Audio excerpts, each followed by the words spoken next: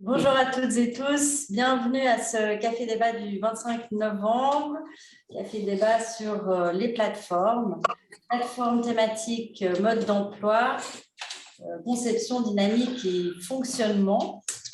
On est à la fois en présentiel et en ligne et on accueille les membres de la plateforme souveraineté alimentaire pour ce café débat.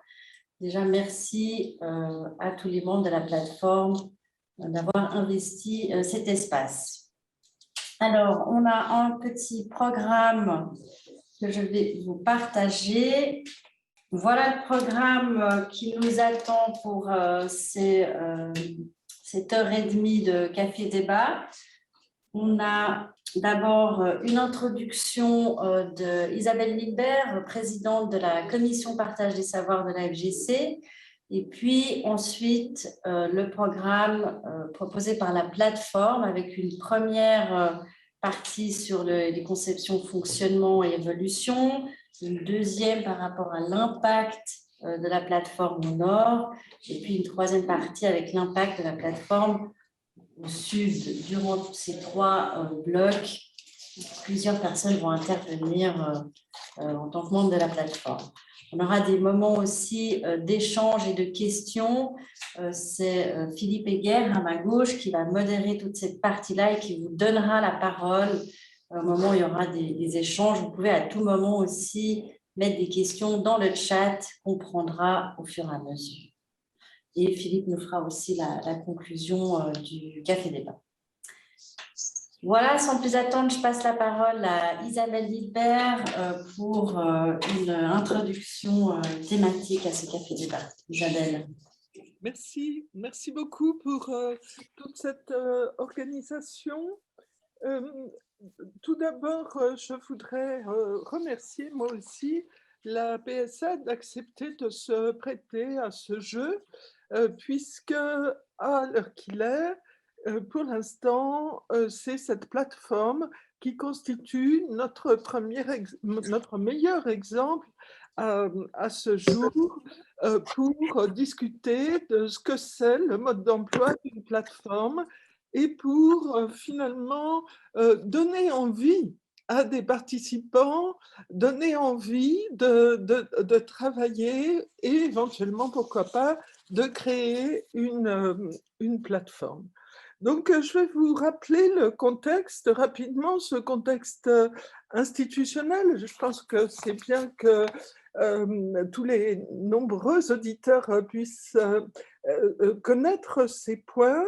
La FGC encourage ces espaces de réflexion et d'échange sur, bien sûr, les enjeux et les thématiques du développement durable, fondés sur les expériences de terrain des OM et sur des thématiques, des collectifs d'OM, voire parfois des cercles de compétences également géographiques. La commission de partage des savoirs qui a été créée récemment, comme vous le savez, hein, c'est une jeune commission qui atteint maintenant, je crois, ses 2 ans et demi de fonctionnement. Cette commission a été créée également, bien sûr, avec l'objectif d'interagir avec la ou les plateformes et d'appuyer ça ou leur création. La FGC, dans son ensemble, soutient cette dynamique d'échange. Elle a également des financements de la coopération suisse, hein, de la DDC à ce titre, et elle soutient ces groupes de travail, ces communautés de plateformes, ces communautés de pratique ou ces plateformes thématiques. Donc, ce soutien est important parce qu'il permet à des personnes qui seraient intéressées ou à des OM ou à des groupes d'OM d'accompagner, que cette dynamique soit accompagnée, qu'elle soit poursuivie, qu'elle soit conseillée. Mais par contre, bien sûr, ça vous le savez tous, je crois, la FGC soutient, elle a des financements, mais elle n'est pas la responsable de la coordination ou de la dynamique d'une plateforme. Donc, les fonds peuvent être mis à disposition pour ce soutien. Tout est dans le manuel, comme vous savez, à la section 6.5 pour ceux d'entre vous que ça intéresserait. Et cet appui, bien sûr, Michaela et ses conseils, Michaela est au centre du dispositif, comme vous le savez, au sein du secrétariat. Et donc, pour aujourd'hui, nous avons travaillé sur la possibilité disons, que la PSA nous donne des exemples et nous inspire par rapport à 3 questions. La première, c'est comment fonctionne une plateforme thématique? La deuxième, c'est quelles sont les bases nécessaires pour favoriser une dynamique d'échange? Et la troisième, c'est quelle est la plus-value pour les projets et pour les équipes au nord et au sud? Et c'est maintenant sur cette base-là qui est un gros programme, je dois dire, pour une petite heure et demie de travail. C'est sur cette base-là que je vous transmets la parole. Merci beaucoup. Merci Isabelle pour cette introduction. Je passe direct la parole à Philippe pour prendre le début de cette modération de cette deuxième partie. Merci beaucoup Michaela, merci beaucoup Isabelle et bienvenue à toutes et tous. Sans plus attendre, je passe tout de suite la parole à la coordinatrice de la plateforme Souveraineté Alimentaire qui est assise à ma gauche, Isabelle. Isabelle, s'il vous plaît. Bonjour à toutes et tous. Mon nom est Isabelle Lejeune. Je coordonne donc la plateforme Souveraineté Alimentaire de la Fédération genevoise de coopération. Je remercie donc évidemment Michaela et la commission de nous donner cette place aujourd'hui pour vous expliquer un peu mieux notre fonctionnement, notre historique et puis tous les défis encore que nous aurons à relever. Je suis entourée de mes collègues, mais il n'y a qu'une partie qui est donc en présentiel. Plusieurs d'entre eux et d'entre elles sont aussi en visioconférence. Donc, je salue Anne Gay, Eliane Longet et Roger Zurcher qui aussi interviendront et pourront répondre à vos questions. Comme l'a dit Michaela, c'est important, on a prévu 2 moments d'échange d'au moins un quart d'heure. Donc, n'hésitez pas à mettre de côté vos questions, à y réfléchir.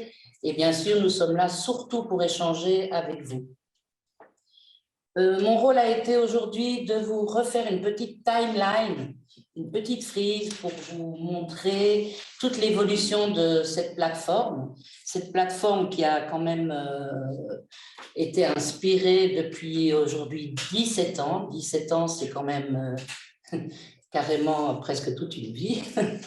Donc, voilà, j'ai essayé de vous mettre les moments forts, le démarrage et cette espèce de frise qui montre aussi à quel point non seulement les OM se sont investis dans cette plateforme, mais aussi les moments importants où on a dû formaliser et mieux s'organiser.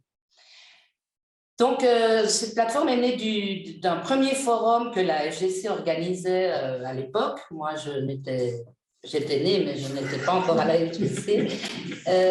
C'était sous forme de forum et il y en a eu donc un premier. Donc, l'intérêt déjà de certaines OM se portait déjà sur la souveraineté alimentaire. C'était donc en 2004. En 2010, on a commencé à s'attaquer à des projets qui s'appelaient études et bilans. Et en 2010, il y a eu une première étude, mais qui s'est passée en Amérique latine. Ça découlait aussi de besoins et d'envies de certaines OM. Cette étude a donné lieu à un carrefour genevois de la solidarité et dont le thème principal était déjà la souveraineté alimentaire, et ceci en 2011. Les réflexions, les échanges ont continué et en 2012, plusieurs associations se sont mises ensemble de nouveau, ont continué donc ce travail de capitalisation et d'envie d'échanger, mais cette fois-ci plutôt sur la souveraineté en Afrique, dans les projets de développement, surtout parce qu'ils se sentaient beaucoup plus concernés, ou en tout cas avaient beaucoup plus développé de programmes en Afrique qu'en Amérique latine. Je dis ça parce que ça fait on nous pose très souvent la question, alors pourquoi vous avez démarré en Amérique latine et puis pourquoi maintenant on est en Afrique? C'est juste, à mon avis, une histoire d'intérêt et puis aussi de capacité, de compétence des OM à pouvoir développer ce genre de projet, puisque la plupart des leurs se déroulent en Afrique. En 2014-2015, on a posé un premier projet de partage de savoir qui était 3 ateliers de capitalisation qui se sont déroulés au Sénégal, au Burundi et au Cameroun. Et ceci était dans le but de plus intégrer les partenaires sud, c'est-à-dire qu'on a voulu capitaliser avec eux, on a cherché, ou en tout cas d'accord avec eux. On a eu 3 coordinateurs en Afrique qui représentaient donc l'Afrique de l'Ouest, l'Afrique centrale et puis l'Afrique des Grands Lacs. Et là, l'idée était d'identifier les bonnes pratiques et les acteurs clés. Parce que dès ce moment-là, nous voulions arriver à une publication qui était de nouveau une espèce de manuel de bonnes pratiques et d'échanges. Et en 2016, grâce à ces ateliers, aussi à un séminaire où on a fait venir les coordinateurs ici à Genève, on a pu arriver au premier grand projet qui était soutenu par 9 organisations membres à ce moment-là. C'était une publication. Elle est toujours là, mais voilà. Et ça a été un de nos très gros chantiers qui a pu aussi nous ressouder, nous remettre ensemble sur la vision qu'on avait sur la souveraineté alimentaire, surtout l'essence même de ce programme qui était de mieux se connaître entre organisations, mais surtout aussi mieux connaître nos projets respectifs. En 2017, c'est aussi important parce qu'après cette publication, il nous a fallu aussi formaliser avec la FGC et nous avons pu valider une stratégie sur 3 ans sur ce que nous allions développer et la FGC nous a pour la première fois soutenu de manière formelle et nous avons pu réaliser un atelier du coup sur du champ à l'assiette, puisque précédemment, évidemment, 3 grandes thématiques étaient ressorties de nos travaux, qui étaient l'agroécologie, le consommer local et le plaidoyer. Donc, la plupart de notre travail à partir de 2017 ont été focalisés sur ces 3 grandes thématiques. Donc, comme vous l'avez vu sur la frise que j'ai essayé de vous faire, en 2016, enfin même 2015, on s'est aussi rendu compte que pour cette plateforme, il s'agissait aussi d'être mieux coordonnés. C'est-à-dire que les échanges ne pouvaient plus, en tout cas ça ne pouvait plus se faire, en tout cas avec des attentes et des livrables, sans avoir une coordination. Le nombre d'OM aussi a régulièrement augmenté, comme on le voit, entre 2017 où nous étions 12, aujourd'hui nous sommes 15. Et comme vous pouvez l'entendre et le comprendre, bien sûr, gérer le travail, les échanges et puis ces thématiques qu'on essaie de développer, il a dû donc falloir qu'on s'organise un peu mieux. En 2018, les points forts, ça a été l'élaboration d'une exposition sur la souveraineté alimentaire. Et puis, évidemment, en 2019, la FGC adopte notre déclaration, ce qui était très important aussi pour nous. Ça valorisait notre travail et nos années quand même d'expérience et de partage. On travaille évidemment étroitement avec le secrétariat puisqu'on a rédigé des grilles de lecture pour aider les commissions techniques. Et en 2020, nous avons refait et réexpérimenté notre expérience sur les publications et nous avons diffusé un recueil de 8 fiches aussi sur les pratiques de la souveraineté alimentaire dans la coopération. Alors 2021 n'est pas fini, mais je vous ai quand même déjà mis un petit peu les grands moments forts de cette année malgré la pandémie. Nous avons signé, validé, en tout cas nous nous sommes entendus avec la Commission et la Fédération pour une stratégie de 4 années. Jusqu'à présent, cette année, nous avons déjà réalisé 4 webinaires sur les thématiques de nos fiches qui avaient été valorisées dans notre dernière publication en 2020. Et nous sommes arrivés aussi à avoir un atelier de partage de savoir en présentiel au Sénégal avec 8 pays d'Afrique et partenaires de nos OM qui étaient représentés. Voilà, je sais que la partie historique est toujours un petit peu embêtante, donc j'ai espéré vous avoir été clair et puis n'hésitez pas donc à garder vos questions pour après. En ce qui concerne le fonctionnement et la gouvernance, je vais donner la parole à Alain Vergelen, mon collègue à ma gauche. Avant qu'Alain parle, j'aimerais juste rappeler, s'il était nécessaire, que OM, ça veut dire organisation membre. Donc, les organisations qui sont membres de la FGC, qui sont également regroupées au sein de cette plateforme souveraineté alimentaire. Merci Isabelle. Alain, s'il vous plaît. Oui, bonjour. Bonjour à toutes et tous. Donc, moi, c'est Alain. Je représente dans la plateforme Filea. Et accessoirement, je suis aussi trésorier de Tourist Forel et donc membre du comité de pilotage.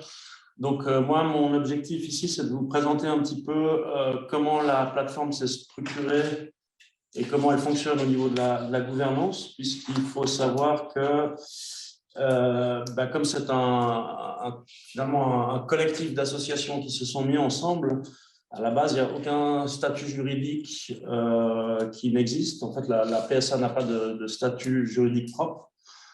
Donc, il fallait créer un organigramme ou une organisation qui permette de faire avancer les différents travaux et qui permette de rassurer aussi la Fédération genevoise quant à son fonctionnement.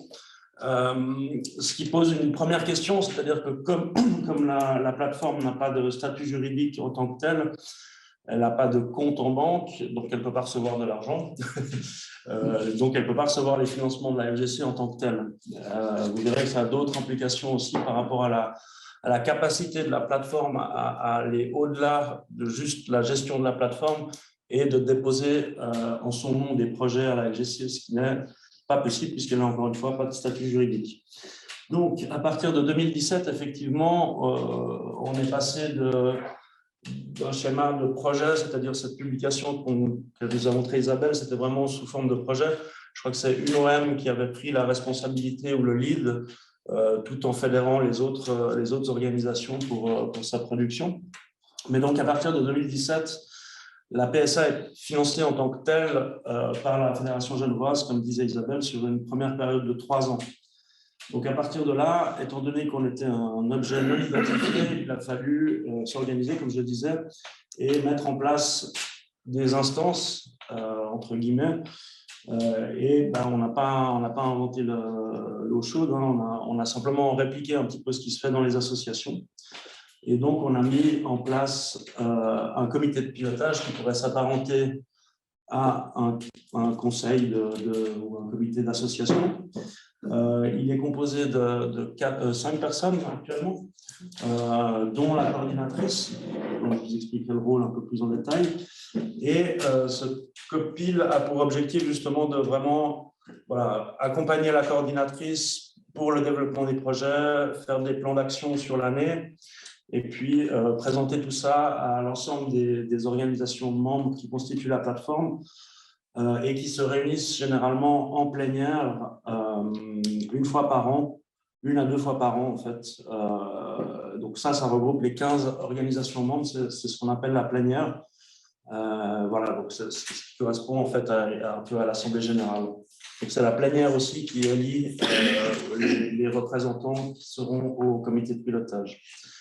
Au début, on était assez ambitieux aussi sur la structure, c'est-à-dire qu'on avait intégré un COPIL Sud, c'est-à-dire un comité de pilotage au Sud, avec les 3 coordinateurs que mentionnait Isabelle tout à l'heure, qui avaient contribué à la publication. On avait aussi l'intention de créer des groupes de travail thématiques. Et effectivement, ça, on a un peu laissé de côté ces 2 aspects-là. Parce que finalement, ça compliquait l'organisation et ça demandait encore une fois beaucoup d'énergie de chacun, de tous, pour participer à ces différents groupes, pour les coordonner. Donc finalement, aujourd'hui, la structure, c'est vraiment la plénière, le comité de pilotage, et puis après, et puis la coordination. Donc, très important, le rôle de la coordination, Isabelle Lejeune. Grâce au financement de la FGC, on a pu effectivement contribuer à son salaire, en tout cas donner une contribution pour qu'elle puisse être rémunérée plus que ce qu'elle venait dans le cadre de son activité à Tourisme for Help. Et ce rôle est vraiment très important pour la réussite de nos activités. En fait, je crois que l'importance d'avoir une personne clé qui coordonne le tout, qui crée la dynamique en fait pour faire en sorte que tout le monde se retrouve. Donc c'est vraiment un travail important qui va bien au-delà en fait des heures qu'elle peut prester dans le cadre du mandat qui lui est donné. Donc ça c'est vraiment un point important et essentiel en fait. Sans une personne comme Isabelle, qui pourrait être une autre évidemment, hein, mais sans cette motivation, la plateforme n'aurait jamais eu les résultats qu'elle a eus et serait certainement, comme les autres plateformes, en mort précoce cérébrale. Donc c'est vraiment important. Et le COPIL aussi se réunit quand même presque 2 fois par mois et des fois plus selon les besoins s'il y a des activités. Donc c'est des heures de bénévolat qui s'additionnent à celles qu'on fait déjà habituellement. Aussi, il y a 2 ans, il y a eu la FGC a aussi demandé qu'il y ait une référente de la Fédération genevoise au sein du comité de pilotage qui pourrait aussi faire le lien entre le comité de pilotage et la Fédération genevoise de coopération. Donc ça, c'est vraiment pour la structure. Et puis, au-delà, effectivement, de ces trois instances, il y a ce qu'on appelle le réseau, c'est-à-dire c'est tous les partenaires qui ne sont pas des organisations membres de la FGC, mais qui participent à nos séminaires, qui sont informés sur les activités et qui viennent chercher de l'information et qui viennent partager aussi leurs expériences. Donc, ceux-là ne sont pas membres formellement de la plateforme, mais ça fait partie de ce qu'on appelle le réseau de la plateforme. Quoi d'autre donc, oui, au niveau administratif et financier, comme je l'expliquais, la plateforme n'a pas de statut juridique. Il faut qu'une association membre ou une organisation membre assume en fait la responsabilité financière et administrative de la plateforme. Et donc, de fait, la plateforme est hébergée aujourd'hui dans l'association Tourisme for Help. Au début, on avait une comptabilité séparée pour la plateforme. On avait ouvert un compte aussi séparé pour la plateforme au niveau de Tourisme for Help. Et puis, depuis cette année, la FGC nous a demandé aussi d'intégrer directement la plateforme dans la comptabilité de Tourisme for Help. Encore une fois, pour une question de responsabilité, de statut juridique. Mais ça veut dire qu'il faut une association qui soit capable aussi d'assumer cette gestion-là et notamment de payer le salaire de la coordination. Voilà, donc moi c'est à peu près le tout. Un des points qui est important, c'est que la plateforme en tant que telle ne peut pas déposer de projet à la FGC. C'est important de le dire, c'est quelque part une limitation. Ça veut dire que chaque fois qu'on veut faire un atelier au sud, réunir le réseau autour d'une thématique, il faut qu'une OM prenne le lead. Et donc, et accepte en fait aussi la responsabilité et la charge de travail que ça signifie de réunir tous ces gens, sachant que voilà, quand on fait un atelier au Togo, on a des gens qui viennent de plusieurs pays, de plusieurs organisations membres, Et donc, c'est vraiment un point assez important qui nous a des fois bloqués quand on voulait organiser tel ou tel atelier. Donc, le budget en tant que tel de la plateforme, c'est vraiment la coordination et puis l'organisation, le site Internet, la communication. Ça se limite à ça, ce qui est déjà bien, mais ça se limite à ça. Ça veut dire que si on veut faire des nouveaux projets, il faut absolument qu'une OM prenne le lead là-dessus. Je crois que j'ai fait le tour plus ou moins de ce que j'avais prévu d'expliquer concernant le fonctionnement de la plateforme. Voilà, qui s'apparente finalement à une association qui n'en est pas une. Oui, dernier point, comment on adhère à la plateforme? Je crois que c'est une des questions qui était posée. En fait, il n'y a pas vraiment de processus d'adhésion. Il faut se rapprocher d'Isabelle ou se rapprocher du COPIL, montrer un intérêt pour l'agroécologie, participer. Une des choses qu'on a mis en place aussi, c'est, alors les associations membres de la plateforme ne payent pas de cotisation en tant que telles. On parle plutôt de contribution, puisqu'il n'y a pas de cotisation, on n'est pas une association. Mais chaque OM a aussi décidé de mettre une contribution d'à peu près 100 francs par an. Et ça nous crée une espèce de réserve de fonds souples qui nous permettent, soit quand il y a des périodes de soudure entre deux périodes de stratégie financière, soit pour des choses ponctuelles qui ne sont pas prévues au budget, de pouvoir être un peu plus souple et de pouvoir voilà, organiser des activités supplémentaires grâce aux contributions des membres. C'est aussi un signe pour les membres de leur engagement et voilà, que ça les engage aussi à participer et à venir chercher, à amener des éléments de capitalisation et voilà. Donc, moi, je vais m'arrêter là. Pour ce qui est de l'organisation, je pense qu'il y aura peut-être des questions qui pourront être répondues après, précisément. Merci beaucoup, Alain. Je crois qu'avec l'historique présenté par Isabelle et les détails technico-organisationnels présentés par Alain, on a déjà des bons éléments de réponse à la première question d'Isabelle Bilbert concernant comment ça fonctionne. Maintenant, je crois qu'on va écouter Anne Gay-Girardet qui va essayer de comparer la PSA à d'autres plateformes, si j'ai bien compris. Anne, vous avez la parole, s'il vous plaît. Merci. Bonjour à toutes et à tous. Alors, effectivement, la question qui nous est posée, quel est notre impact en tant que plateforme ici en Suisse et au Sud, c'est une question difficile. Et on se sent souvent assez sous pression pour essayer d'y répondre quantitativement. Et donc, je pense qu'il est utile de se demander, avant d'essayer d'y répondre, on va essayer d'y répondre quand même, qu'est-ce qui fait déjà qu'une plateforme ou un réseau thématique fonctionne et fonctionne bien? Est-ce que la PSA fonctionne bien? Alors, je ne vais pas vous présenter une étude exhaustive, mais un petit benchmarking et je vais tenter de vous partager mon écran.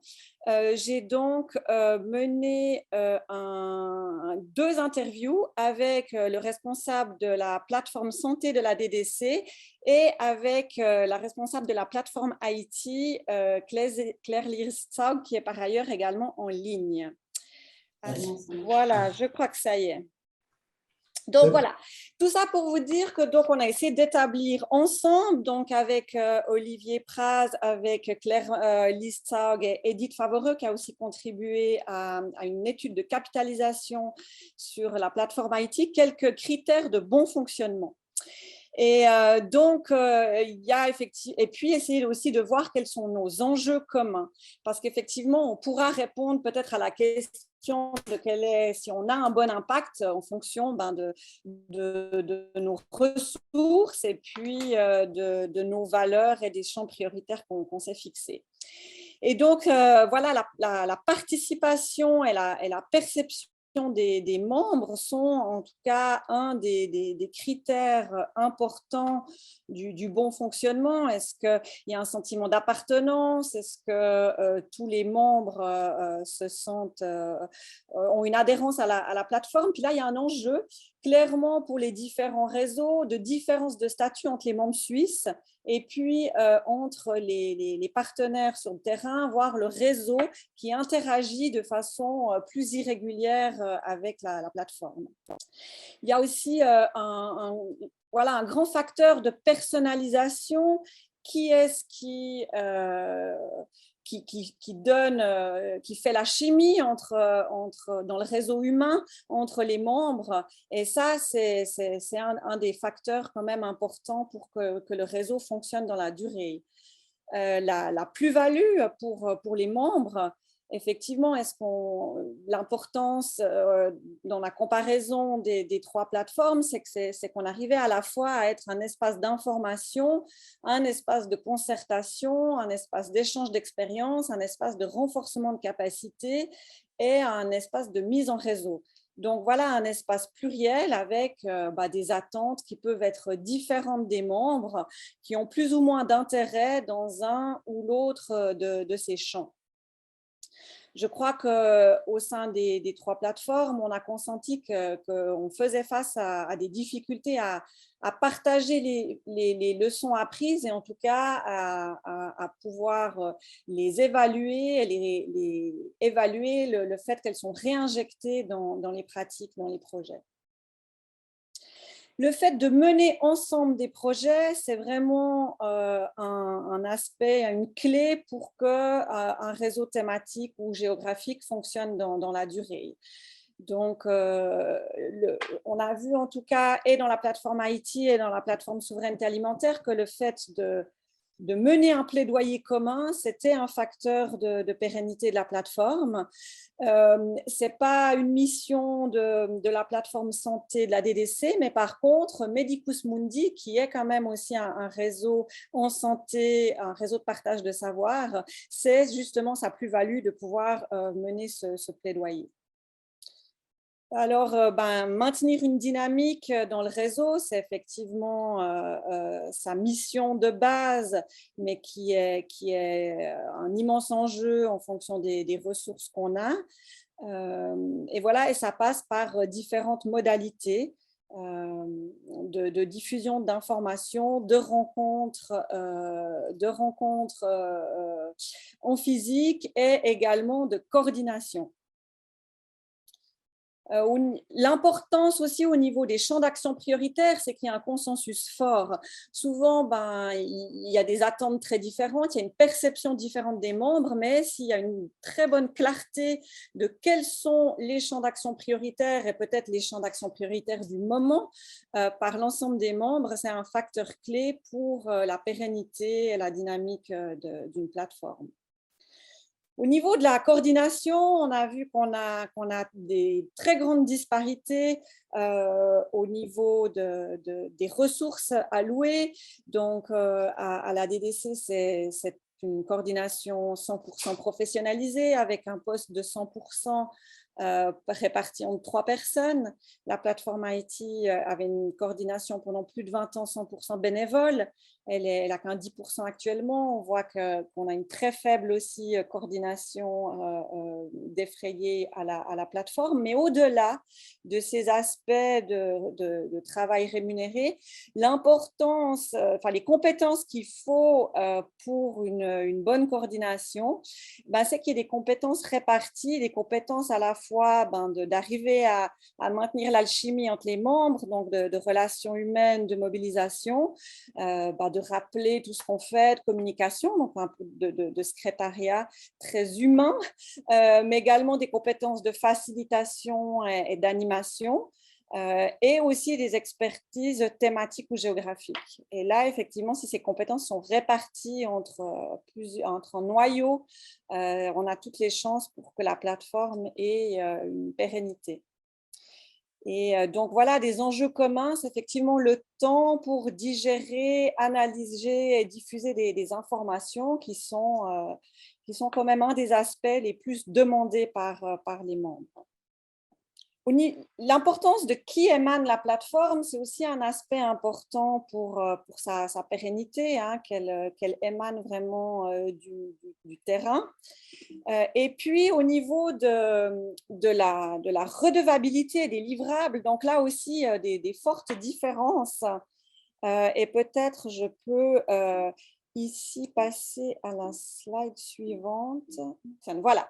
Donc, au niveau des livrables communs, je pense que dans la plateforme souveraineté alimentaire, on produit beaucoup d'output. Hein. On a produit, je crois que Alain nous en a parlé, mais on a produit pas mal d'output entre la déclaration, les grilles de lecture, les fiches pédagogiques, la cartographie des projets, le guide, etc.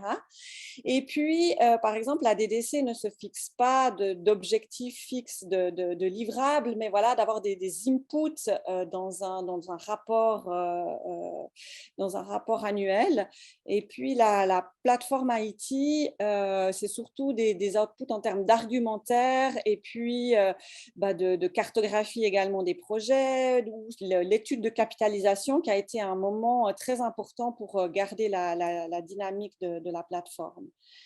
Donc, au niveau aussi de la redevabilité, c'est assez intéressant de comparer parce qu'effectivement, la PSA s'est dotée d'une stratégie quadriennale, d'un plan d'action annuel, d'un cadre logique avec son suivi, de rapports, mais également aussi, n'oublie pas sa redevabilité première qu'elle a auprès de ses membres par des questionnaires, auprès de ses ateliers annuels auquel elle essaie aussi d'intégrer des partenaires du Sud.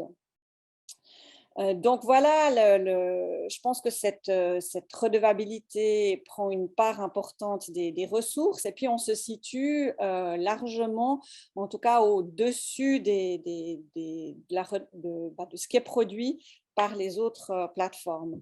Et donc effectivement,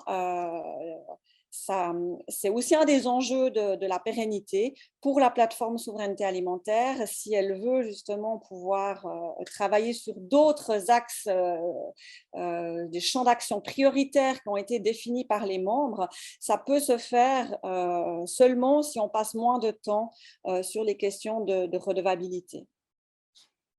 Donc voilà, la DDC, c'est une professionnalisation qui est à 100%, donc je pense qu'ils n'ont pas énormément de soucis à se faire sur une pérennité, mais c'est vrai, avec un tournus important à la fois de ceux qui managent la plateforme et à la fois des personnes actives au sein du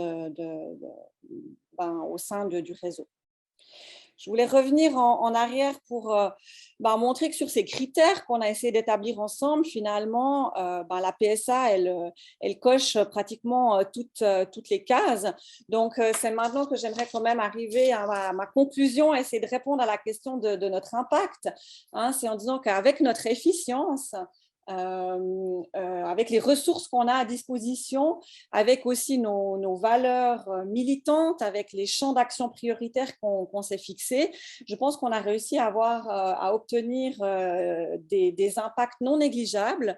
Le premier, au nord, donc parmi nos OM et avec d'autres acteurs suisses, on a clairement augmenté l'espace de concertation sur le concept de la souveraineté alimentaire.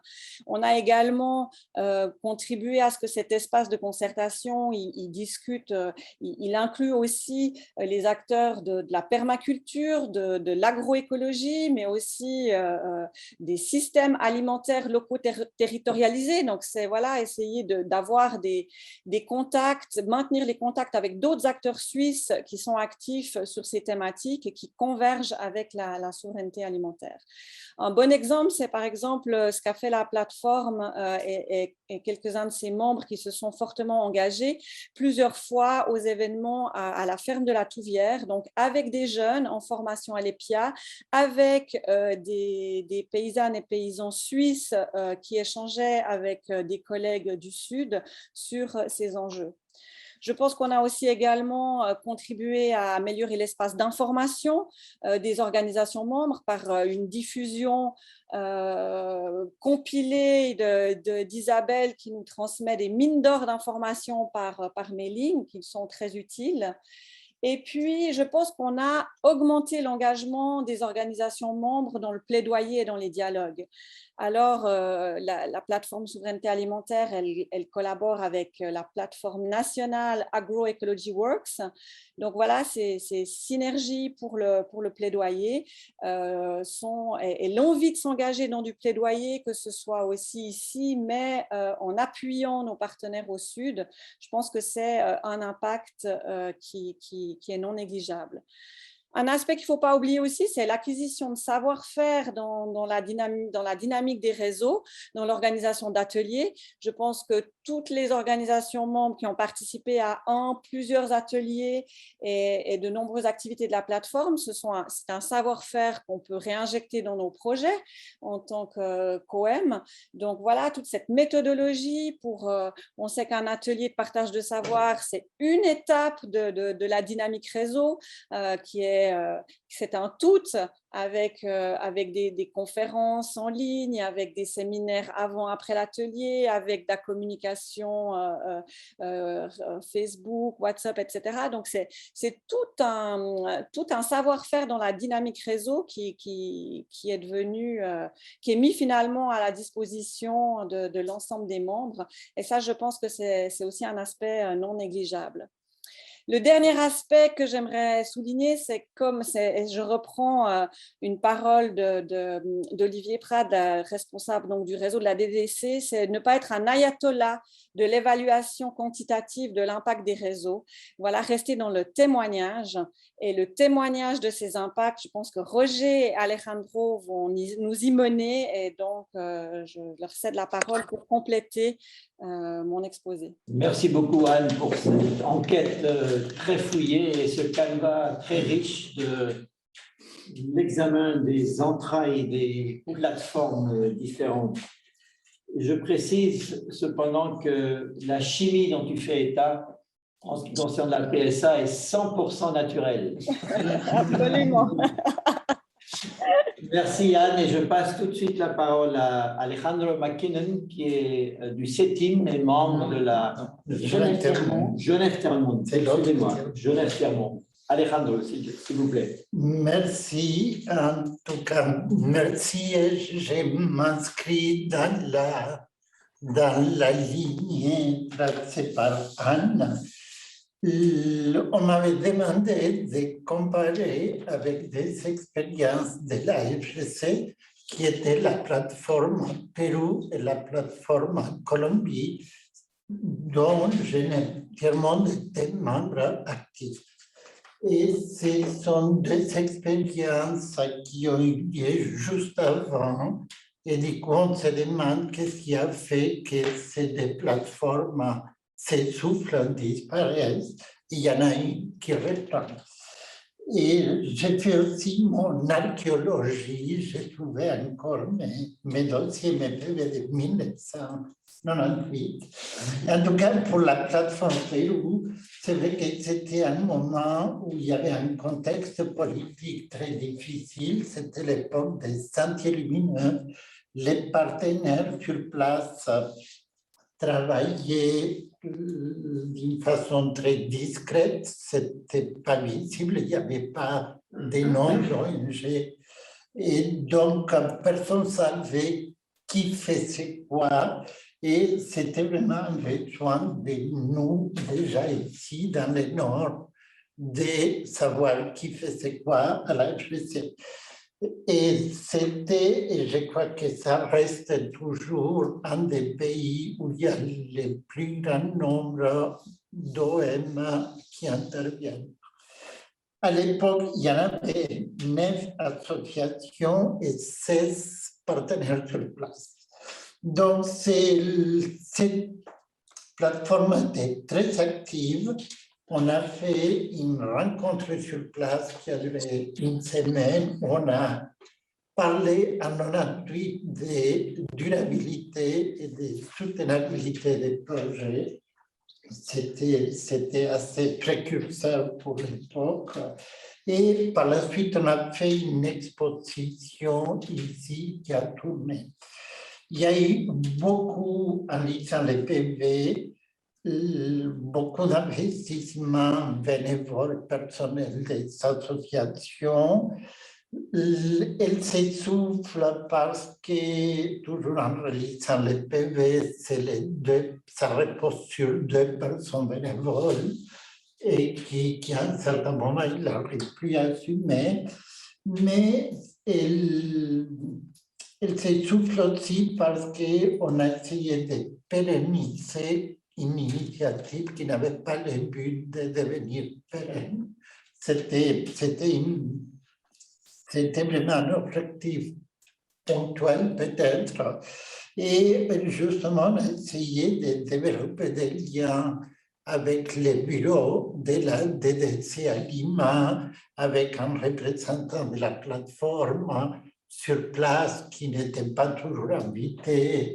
Et ça a vraiment compliqué cet aspect opérationnel parce qu'à nouveau, les mêmes problèmes. La plateforme n'avait pas un statut juridique, donc la DDC était intéressée mais ne pouvait pas. Donc, on n'a pas eu les moyens de grandir pour pouvoir continuer.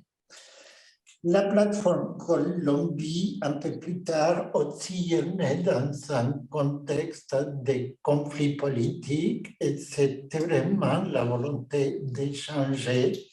À l'époque, il y avait Jean-Pierre Gontard qui était bien placé pour faire des analyses de contexte. Donc, c'était une plateforme qui, à son époque, a eu un rôle super important pour que les associations puissent se positionner.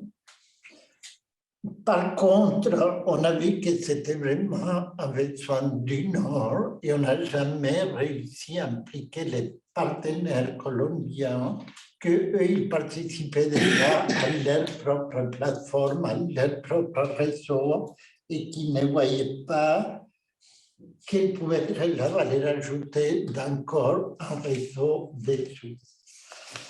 On a quand même réussi à faire peut-être les premiers travaux de bilan, études entre Jeunes Intermonde et à l'époque l'UED, où des partenaires ont, durant une année, se sont visités mutuellement, ils ont capitalisé des expériences et on a réussi à faire un travail ponctuel intéressant.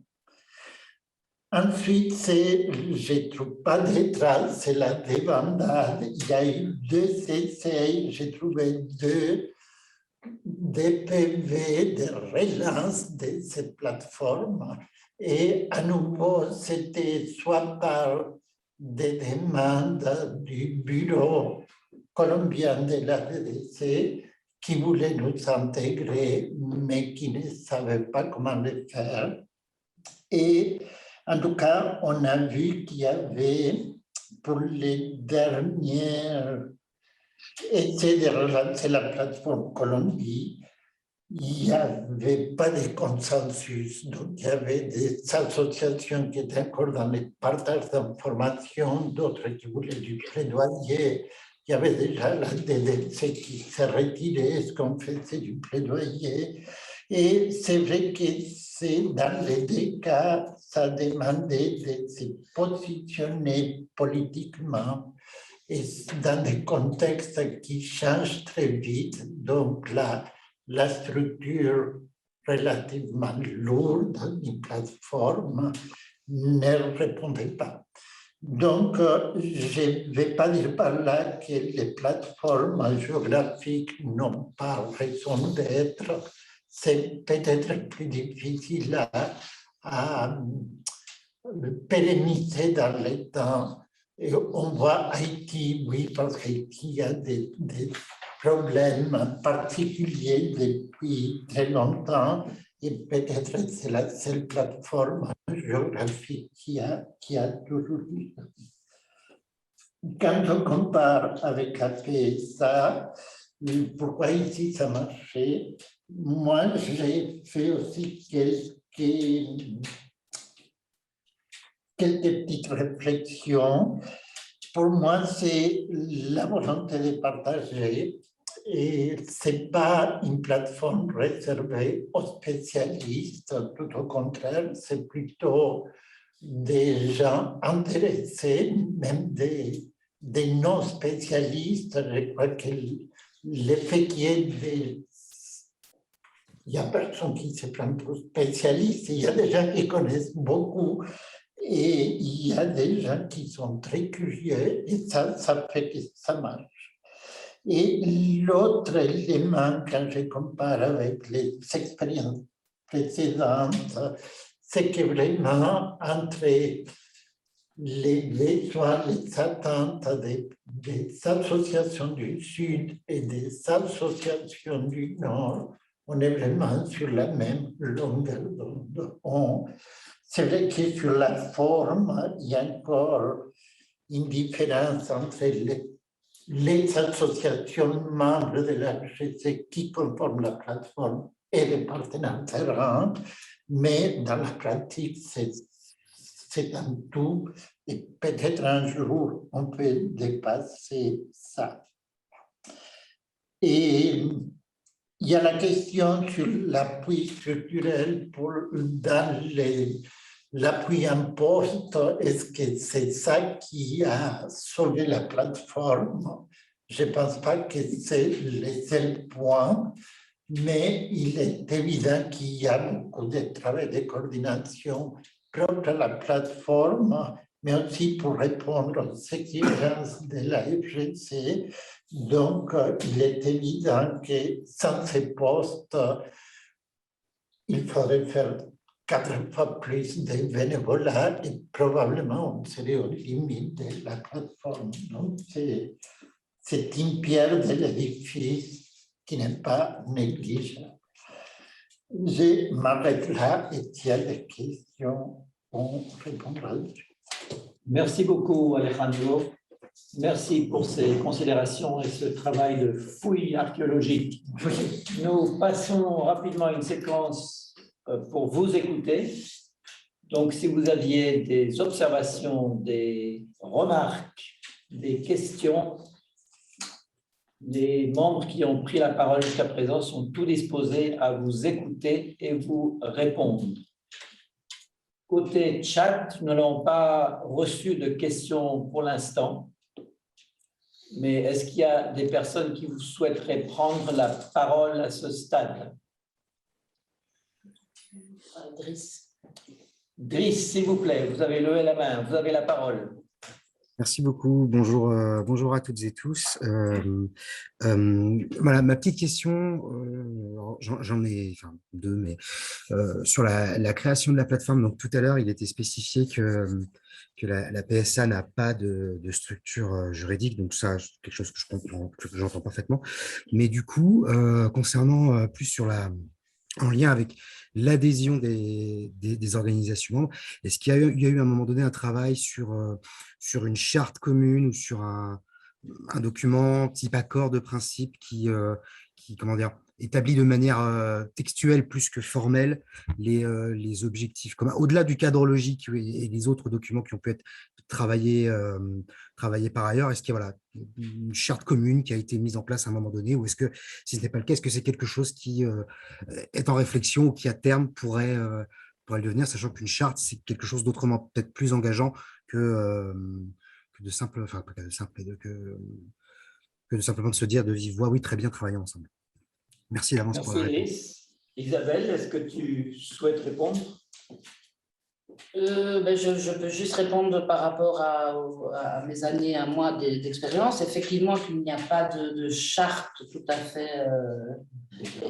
Mais voilà, on a travaillé donc sur cette déclaration qui fait office de charte pour nous tous. Ça a été de nouveau un travail des 15 associations membres. Hein. Dans cette déclaration, d'ailleurs, elle est disponible sur le site de la FGC. Ça reprend tous les points qui étaient importants et prioritaires pour nous. et les points essentiels sur lesquels on voulait travailler et qui nous relient tous dans nos projets de développement. Effectivement, on n'a pas une espèce de document, de procédure et de modalité. On en a déjà bien assez, en fait, à l'extérieur de la plateforme à justifier l'une ou l'autre chose. Donc, on a voulu aussi garder, et c'est pour ça que je parle de dynamique, au niveau de l'intérieur de la plateforme, l'idée n'était pas de refaire une FGC ou que les gens se sentent de nouveau obligés de certaines choses ou ça doit rester un espace d'échange, voilà, où tout à coup, c'est un peu comme tout bénévolat, il y a des personnes qui sont tout à coup disponibles sur tel ou tel dossier et puis pas du tout pendant quelques mois. Donc, je veux dire, l'engagement, Alain l'a dit, l'engagement, c'est le nombre de gens qui sont aux plénières et en général, on est tous là.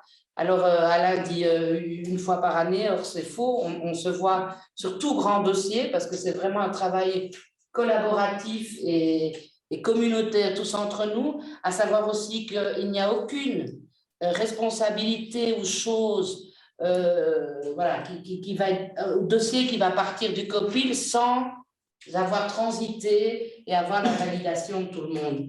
Donc, après, c'est juste une question de... Voilà, on a confiance entre nous et on veut garder quand même cet espace vraiment uniquement pour les échanges et pas trop procédurier. Mais Alain? Oui, je pense par rapport à la charte, ça pourrait se justifier si tout d'un coup, on était une centaine d'organisations et on ne sait plus trop qui est qui. Donc, il pourrait y avoir des passagers clandestins. Là, en l'occurrence, on se connaît quand même tous.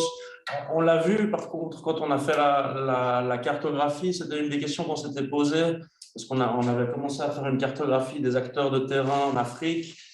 Et là, on pouvait se poser la question, puisque il suffisait de s'inscrire sur le site, de remplir les données, on pouvait se poser la question si justement il n'y avait pas des gens qui venaient en fait vendre de l'agrobusiness là où on n'aurait pas voulu. Donc là, quand on commence à élargir, je pense que cette question de charte ou de documents qui nous lie autour de valeurs est utile, mais là, étant donné le cercle pour l'instant restreint, comme disait Isabelle, ce serait nous rajouter une couche de procédures ou de documents à rédiger pour finalement, pas grand-chose. Alors, merci Alain. Il y a une question qu'a posée Isabelle Milbert sur la surface optimale d'une plateforme. À votre avis, est-ce que c'est le niveau cantonal, le niveau suisse romande ou même le niveau suisse total ou même mondial, je rajoute moi. Alain, est-ce que tu pourrais élaborer sous Isabelle? On a aussi nos amis en ligne de la plateforme. N'hésitez pas, Roger, Anne, Eliane aussi à intervenir et répondre. Et Marc aussi qui est là, je vois. Alors voilà, Anne veut bien répondre à ça. Oui, en tout cas, tenter un bout et ensuite volontiers écouter d'autres personnes en ligne. Moi, j'aimerais aussi ici remettre quelques préoccupations que j'ai entendues au niveau des fédérations. Donc là, évidemment, c'est aussi avec mon autre casquette de représentant de la FEDEVACO, mais où des OM ne se retrouvent pas dans les plateformes nationales. Je parle là des réseaux thématiques, puisque finalement, on pourrait se dire, il y a des réseaux thématiques de la DDC pratiquement sur tous. Il y en a un sur l'agriculture et la sécurité alimentaire d'ailleurs, mais ne s'y retrouvent pas parce que c'est trop loin de leurs préoccupations, parce que il y a peut-être moins ce lien humain, parce que ce sont des plateformes professionnelles qui ont des contraintes pour des organisations membres bénévoles qui sont impossibles. Je pense que dans nos plateformes, la grosse majorité des membres les plus actifs sont des OM bénévoles qui, par ailleurs, font beaucoup de bénévolat en dehors de la plateforme, mais font l'effort de le faire en plus dans le réseau de la plateforme. Donc, je dirais que cette échelle suisse, visiblement, en tout cas, elle répond peu. L'échelle de la Suisse romande, je ne sais pas s'il y a quelqu'un de l'amicale Burkinami, ou en tout cas peut-être des personnes certainement qui ont participé, mais là, il y a en tout cas des tentatives, effectivement, d'essayer d'avoir une plateforme à l'échelle romande. Donc ça, je pense que c'est une réelle préoccupation. Mais moi, au-delà de l'échelle idéale, je parlerai de cercles. Je pense que dans la PSA et certainement dans notre plateforme, il y a différents cercles. On a effectivement peut-être un cercle du noyau, mais on ne doit pas être coupé. Et la PSA a des contacts avec des plateformes nationales. Je pense que c'est important qu'elle inclue aussi des acteurs comme Pain pour le prochain, enfin maintenant EPER, Pain pour le prochain, Action de Carême, par ailleurs avec qui on a collaboré via les ateliers Sud. Mais voilà, il y a des cercles qui ne sont peut-être pas le noyau dur, mais il doit y avoir des synergies. Pour le plaidoyer, on doit avoir une échelle plus large. Il y a un cercle avec les partenaires du Sud. Il y a aussi un autre cercle, vu qu'on essaie de faire converger le cercle de nos partenaires avec d'autres cercles existants en lien avec la souveraineté alimentaire. Hein. On ne veut pas se restreindre uniquement à mettre nos partenaires Sud en lien, mais à les mettre à faire converger avec d'autres réseaux. Donc, on voit qu'on a une multitude de cercles qui, à des moments donnés ou à l'autre, sur des axes de travail différents, vont interagir. Donc, je ne pense pas qu'il y a d'échelle idéale. Et je laisse volontiers la parole sur d'autres avis. Merci Anne. Earl, vous vouliez poser une question, s'il vous plaît? Oui, s'il vous plaît. Je suis membre de la commission technique et depuis le début de la pandémie, bientôt 2 ans, la question de sécurité alimentaire est devenue très, très fréquemment un axe de réflexion objective, quelquefois stratégie dans des projets de développement, coopération. Et dans la commission technique, on a eu des exemples où finalement les chaînes de valeur qui touchent la sécurité alimentaire ne sont pas forcément en lien, surtout en transition avec les chaînes de valeur dans une souveraineté alimentaire. Il y a déjà un certain nombre de réflexions dans les projets que les organisations membres nous proposent dans la commission technique. Alejandro est ici, dans mon groupe de la commission technique. Nous avons un projet au Togo, c'est une extension d'un projet, mais on voit très très bien, au fond, les paramètres de changement et le fait que dans les pays, que ce soit en Amérique latine ou aussi en Afrique ou en Asie, cette sécurité alimentaire est dans une chaîne de valeur qui est au fond la famille, quelquefois, si tout va bien, un groupement de familles, mais au fond, ça reste très local. Et au fond, ma question est de savoir, est-ce que vous avez eu un certain retour de réflexion pour que vous puissiez aider les organisations membres à seulement saisir la question sécurité alimentaire, mais aussi intégrer dans ces projets qui sont de plus en plus nombreux. Et excusez-moi, je pense que ça va continuer pendant ces prochains mois ou années. C'est un peu ma question. Merci beaucoup. Merci, Earl. Question difficile. Désolé. L'impact d'une plateforme sur la formulation des projets. Je ne sais pas qui souhaiterait répondre à ce stade. Christophe. C'est difficile cette question parce que, surtout pour nous, la plateforme, parce que nous, on a passé beaucoup de temps à imposer la question de la souveraineté alimentaire. Et encore aujourd'hui, il y a beaucoup de gens qui n'arrivent pas à prononcer souveraineté et qui disent sécurité. Donc, on a passé les 5 premières années à la plateforme souveraineté alimentaire à faire ce travail-là, que les associations, les partenaires, puissent intégrer cette question de souveraineté alimentaire.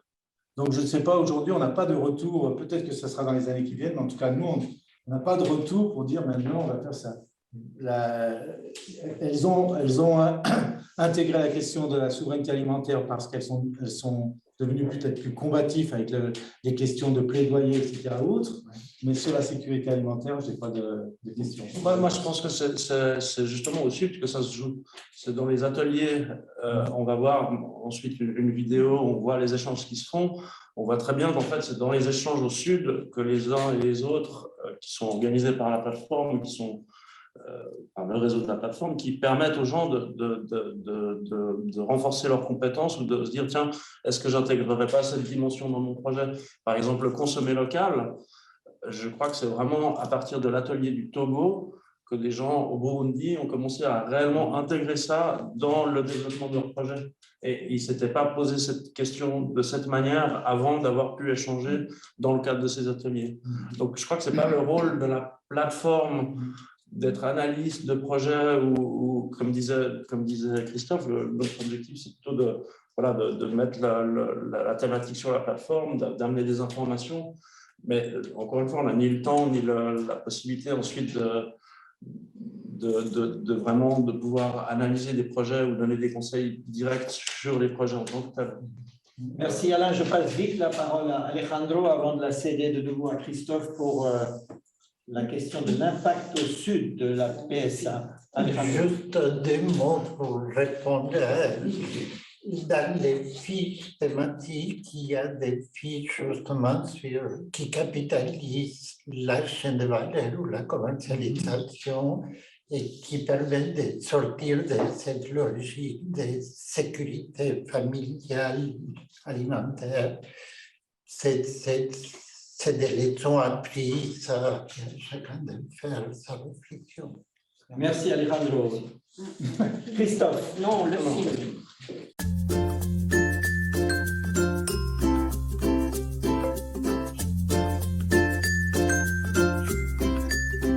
Depuis 2014, la plateforme Souveraineté alimentaire de la Fédération genevoise de coopération s'active en Afrique. Parmi ses différentes missions, l'une d'elles est de promouvoir et de défendre l'agriculture familiale locale, l'agroécologie, la reconnaissance des droits des paysans et des paysannes, ainsi que l'accès universel à une alimentation saine et diversifiée. 15 organisations de la Fédération genevoise de coopération composent cette plateforme. La PSA organise dans différents pays, le Sénégal, le Togo, le Cameroun et le Burundi, des ateliers de partage d'expériences, de sensibilisation et de formation afin d'attirer l'attention des partenaires terrains sur les thématiques liées à la souveraineté alimentaire. Tous les pays qui ont participé ont la même préoccupation par rapport à la thématique. On a le même sentiment, on a les mêmes défis. On a vu que agir sur le consommateur est un thème transversal dans tous les pays. Nous devons changer le comportement de nos consommateurs pour plus de souveraineté et de dignité. Pour Daouda Diakné, accompagnateur de la plateforme Souveraineté alimentaire au Sénégal, ces échanges ont permis la mise en place d'une réelle dynamique. Pourquoi je dis mise en place de dynamique? Parce qu'en réalité, on a une multiplicité d'acteurs sur le terrain qui travaillent sur des problématiques qui semblent être des problématiques particulières, mais qui quelque part contribuent toutes à permettre une meilleure prise en compte de la souveraineté alimentaire dans nos différents pays. Selon lui, la souveraineté alimentaire est mieux prise en compte dans les différents pays grâce au travail en commun. De plus en plus, on se rend compte que nous sommes obligés de travailler sur la mise en place de systèmes alimentaires territorialisés. Et ça implique quoi? Que tous les acteurs à l'échelle d'un territoire se mettent ensemble pour travailler ensemble. Les forces communes permettent de mettre en place des politiques durables sur le consommé local. Il y a certaines problématiques comme par exemple la promotion du consommé local. Ça ne peut plus se gérer à l'échelle d'un seul territoire, d'une seule territorialité. Non, c'est à l'échelle du pays qu'on doit essayer d'avoir des politiques favorables au consommé local. Par exemple, travailler sur la limitation de l'importation de produits tant que des produits locaux sont disponibles sur nos marchés. À côté du travail en commun, un autre élément important est le renforcement des capacités. C'est grâce à des ateliers créés par la PSA que des partenaires peuvent rencontrer de nouvelles personnes et en apprendre plus sur les expériences de chacune et chacun. En 2014, à Djimini au Sénégal, le partage d'expériences avait permis d'encourager un meilleur accès à une alimentation diversifiée. Je me suis rendu compte avec la diversité de tous ces plats que j'ai rencontrés à Djimini que nous pouvons améliorer l'alimentation de nos familles à base de mil. Donc vraiment, nous sommes très satisfaits d'être là encore une fois de plus avec toutes les femmes qui m'ont accompagnée, d'être à Djimini et de vraiment vivre les expériences que nous sommes en train de vivre au niveau de Djimini. Lors de l'atelier sur le plaidoyer, qui a eu lieu en 2021 pendant l'été, une partenaire de Tourisme for Help rappelait l'importance de ces échanges pour les jeunes générations. Je pense qu'en tant que jeune, chaque jour entrepreneur, il est bon de sortir de son cocon et de pouvoir rencontrer d'autres personnes et pouvoir s'en inspirer et apprendre de nouvelles choses. Ce sont les différentes actions de la plateforme Souveraineté alimentaire qui permettent de créer une boîte à outils engendrant un impact réellement durable. D'ouvrir des débats pour échanger d'idées et d'expériences avec les chefs religieux et les chefs coutumiers, parce que c'est à cause de ça que nous parvenons à trouver des solutions. Les différents partenaires en bénéficient et deviennent à leur tour une force pour des changements nécessaires.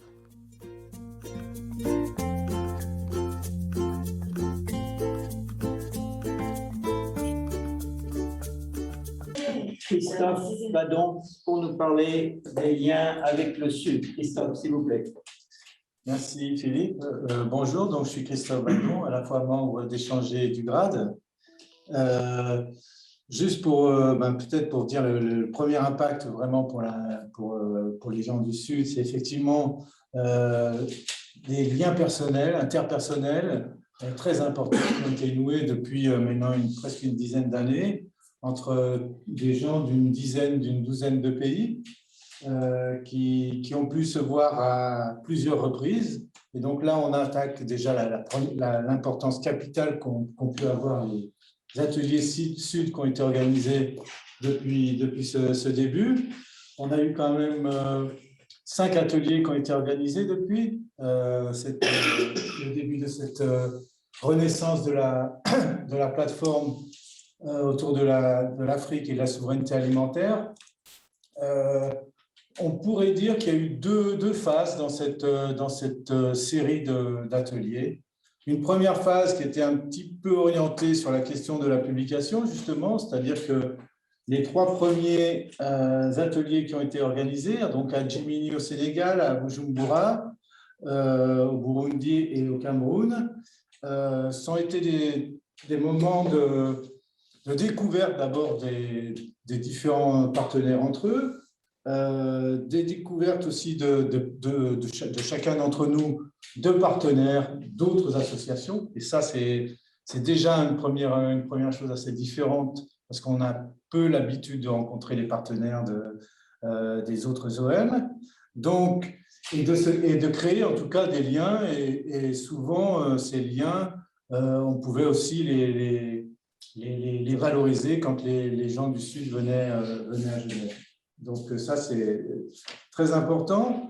La deuxième chose, c'est qu'il y a une très grande diversité entre ces partenaires et puis les OM de la plateforme Souveraineté alimentaire. Et ce qui ressort aussi beaucoup de ces ateliers, c'est qu'ils soient petits partenaires ou grandes associations, ils se sentent tous écoutés, reconnus.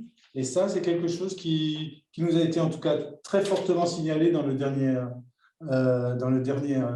atelier qu'on a organisé en mois de juillet au Sénégal.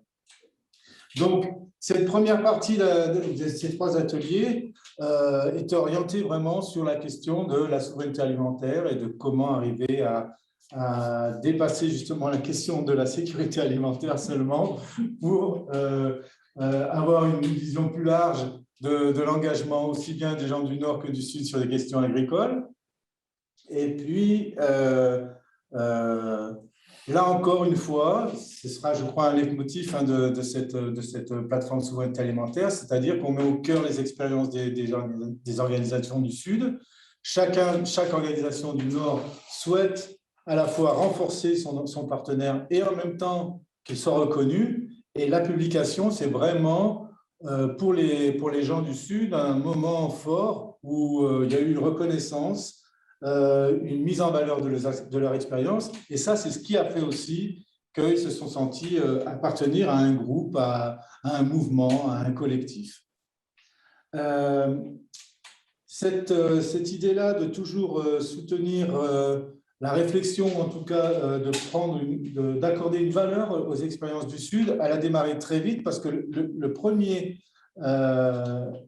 atelier à Jiminy, le GRAD avait fait venir justement quelqu'un qui parlait de la question des produits locaux, donc un représentant togolais de OADEL.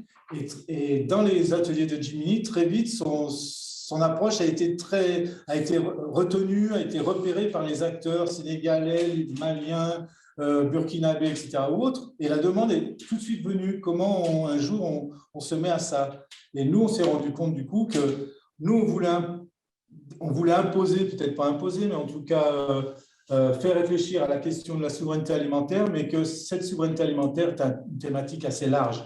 Et du coup, petit à petit, on en arrive aujourd'hui à la demande des gens du Sud de découper justement cette souveraineté alimentaire. Alors, on l'a découpé déjà une première fois, même dans le premier comment dire, atelier de Bujumbura ou d'autres, qui étaient proches de la question de l'agroécologie. C'est à ce moment-là que cette thématique est sortie. Et puis donc, on l'a déroulé d'abord dans notre 4e atelier à Bagbé sur le thème de la consommation des produits locaux. Là où on voit qu'il y a un vrai impact dans le Sud avec les actions de la plateforme, c'est que un an après l'atelier de Bagbé, il y avait 15 associations qui étaient participantes qui avaient initié en interne ou modifier, réorienter leurs projets autour de la question de la consommation des produits locaux. Donc, ça veut dire que c'était à la fois une réponse qu'on avait apportée, mais en même temps qu'ils avaient tiré parti, en tout cas, de ce qu'on avait fait. On continue à suivre notre méthode en écoutant ces gens du Sud et on s'aperçoit que à la suite de Bagbé, plusieurs choses sont sorties. D'abord que pour eux, les produits locaux, il fallait développer 4 stratégies en fait pour que cette consommation-là se développe. Il y avait la question de faire connaître et reconnaître les produits locaux. Et là, le GRAD s'est emparé de ça pour faire un projet qui concerne 3 pays avec des gens qui ont participé à la plateforme et à l'atelier de Bagbé. Une deuxième thématique, le plaidoyer, c'est on a répondu en organisant un nouvel atelier cette année et on imagine qu'il pourrait ressortir un certain nombre d'actions collectives suite à la tenue de cet atelier. Et on a même, j'allais dire pour l'avenir, déjà une première idée de ce que pourrait être le prochain atelier sur la question du financement des activités économiques.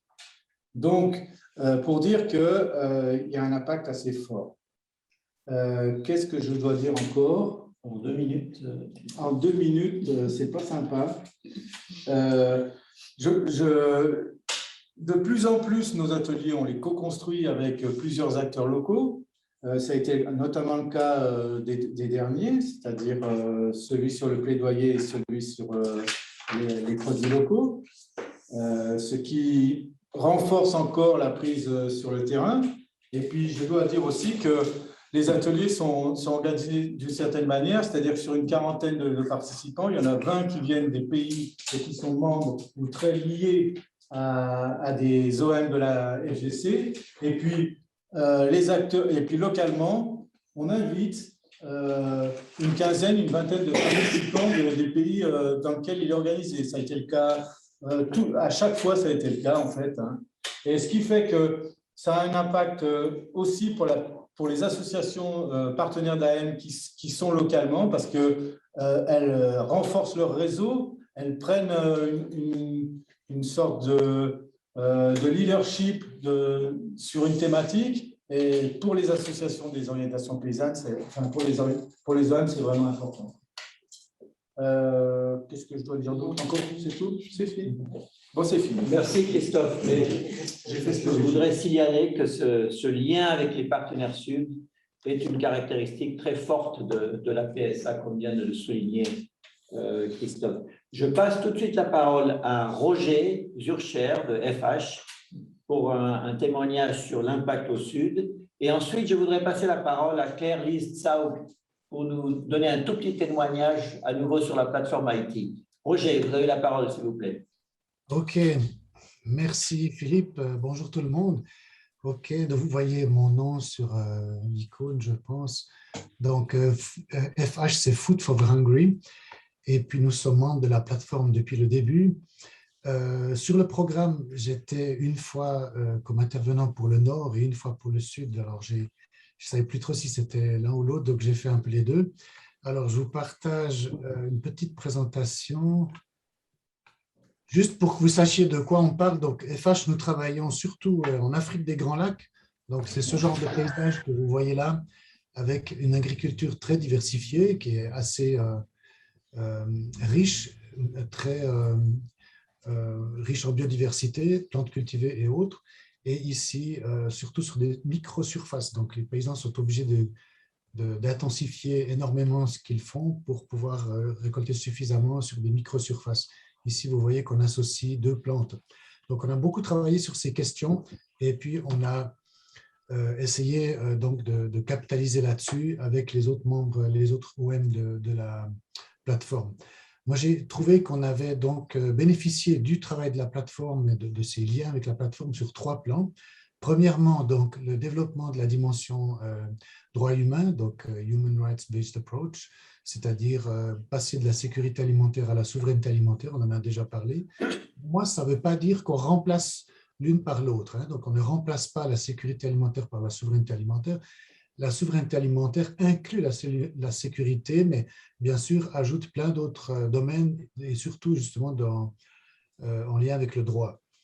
Le plaidoyer en commun, un des excellents souvenirs qu'on a eu parmi les nombreuses actions faites en commun, c'est la fameuse campagne pour la votation sur la souveraineté alimentaire en Suisse romande, avec des excellentes animations qui ont été faites un peu partout. Et c'est vrai que ça a été refusé au niveau suisse, mais au niveau vaudois et genevois, ça a été accepté. Et c'est quand même dans ces cantons-là qu'on avait fait le plus d'animations. Donc, je ne sais pas si on avait eu un impact à ce point-là, mais en tout cas, c'était positif.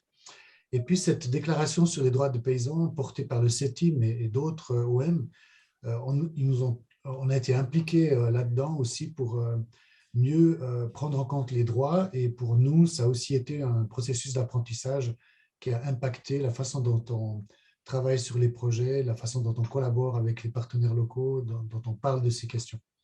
Le deuxième point qui est d'influence, d'impact de la plateforme sur notre travail, c'est la capitalisation d'expérience. Donc, tous ces points que j'ai notés ici ont déjà été cités, je ne vais pas y revenir. Donc, j'aimerais insister sur le fait que c'est un processus stimulant qui fait qu'on aborde des thèmes en étant membre de la plateforme, en participant aux rencontres et aux différents chantiers qui sont mis en œuvre. Donc, il y a des longs chantiers qui sont mis en œuvre qui aboutissent après à des publications. Tout ça, ça nous stimule, ça stimule notre réflexion, ça nous oblige à réfléchir à ce qu'on fait et à partager ensuite avec les autres certaines expériences, que ce soit des réussites ou des échecs hein, d'ailleurs. Et puis, moi, je pense que c'est clairement une amélioration de la qualité de nos projets, même si c'est de façon indirecte, hein, ce n'est pas la plateforme qui finance des processus d'amélioration de la qualité, mais automatiquement, ces échanges ont un impact sur les projets. De notre côté, donc, ça a été ce cheminement d'une ONG qui a démarré, bon, c'était il y a longtemps, mais dans les années 70, une ONG qui a démarré avec l'aide d'urgence. Et puis nous, avec notre bureau suisse, on a créé le bureau suisse quand on était déjà passé au développement, mais tout en gardant aussi ce côté aide d'urgence quand c'est nécessaire. Et c'était important d'intégrer toute cette notion du droit pour aller vers la durabilité cette vision très long terme. Troisième aspect d'impact que la plateforme a eu sur notre travail et qui a encore des impacts aujourd'hui, ce sont ces ateliers. Christophe a parlé de certains ateliers en Afrique de l'Ouest et aussi les ateliers portés par certaines OM. On a aussi nous-mêmes, FH, porté des ateliers, donc obtenu le financement et invité les autres OM à nous joindre, comme surtout SECODEF, Tourist for Help, etc., mais aussi d'autres OM du fait des réseaux Et là, j'aimerais tendre une perche pour ça, c'est-à-dire la plateforme, elle est excellente quand elle est dans un canton parce qu'on se connaît les uns les autres. Et ça, c'est primordial pour les relations et aussi pour éventuellement lancer des projets communs, il faut se connaître, sinon ça ne fonctionne pas. On ne lance rien en commun avec des gens qu'on ne connaît pas. Mais par contre, je trouve qu'au niveau des autres fédérations du Fédéréseau, moi, j'ai des collaborations avec presque chaque fédération parce que je suis en lien avec des OM membres des autres fédérations.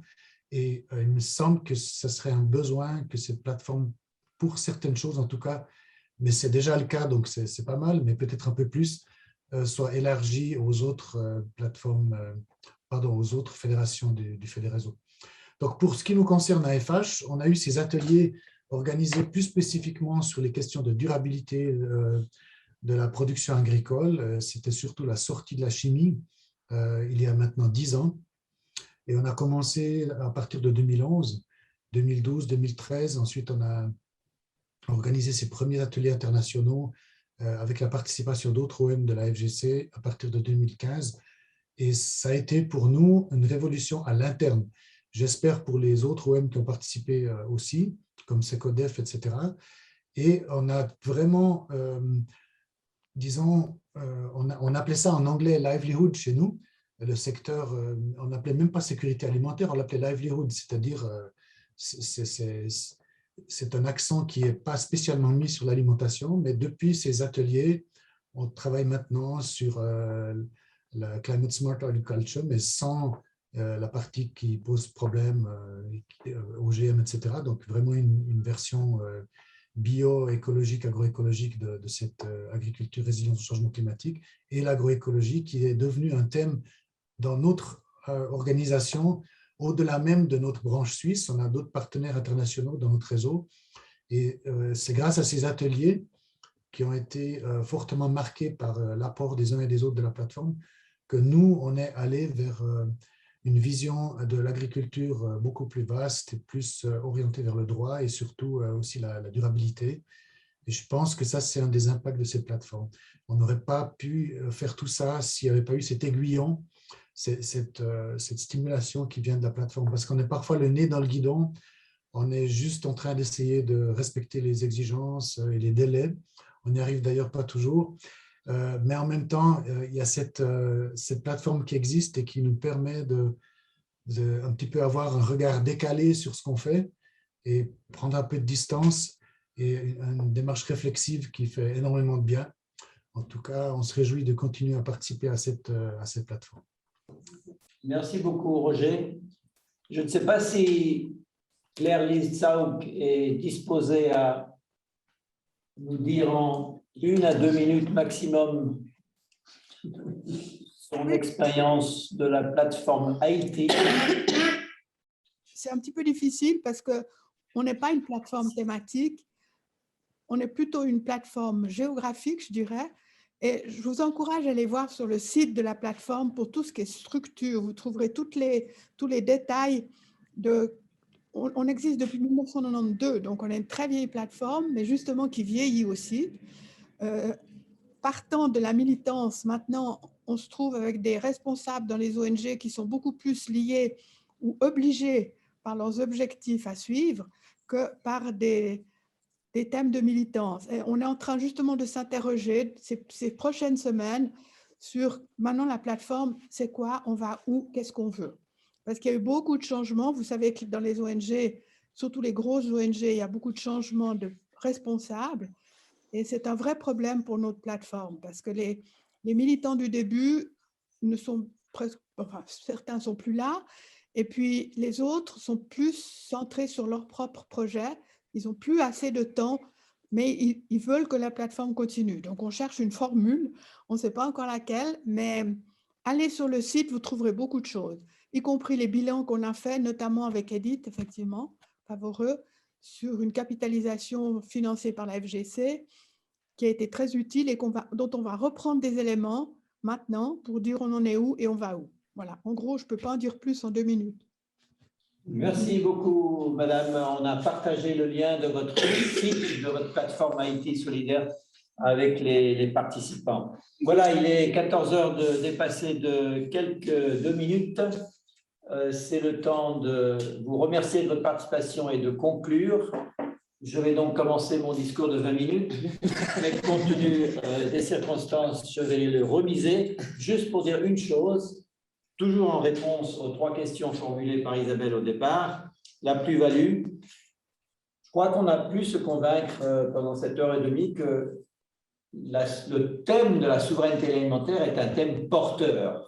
Il n'y a pas de débat qui s'organise, il n'y a pas de pays où des débats sont organisés, que ce soit des politiques ou au niveau technique, au niveau des médias, où l'on débatte d'une question, OGM, droit des paysans, chimie dans l'assiette, est-ce que l'agroécologie peut nourrir le monde, etc., qui ne soit débattue dans ces pays. Et je crois que le terme d'aiguillon qu'a utilisé Roger est très approprié parce qu'on est stimulé par ces débats qu'on observe dans beaucoup de pays et en retour, on est stimulé à participer à la PSA pour pouvoir utiliser ces connaissances pour les appliquer dans notre travail respectif dans nos associations.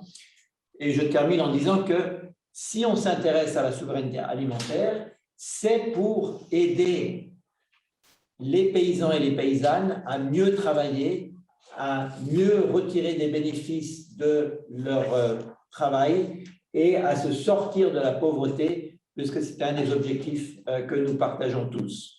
Voilà, je vous remercie. Je passe tout de suite, avant de terminer, la parole à Michaela pour conclure ce moment de débat avec café éventuellement. Merci à toutes et à tous.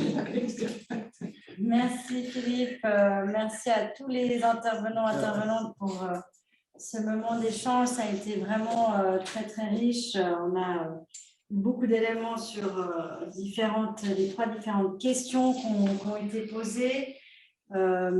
J'ai beaucoup aimé aussi le fait de pouvoir mettre en relation avec d'autres exemples de plateformes, cette question du benchmarking, tous ces éléments sur les plus-values des plateformes au nord, au sud, en espérant que ça donne aussi envie à d'autres de se lancer dans ce type d'aventure.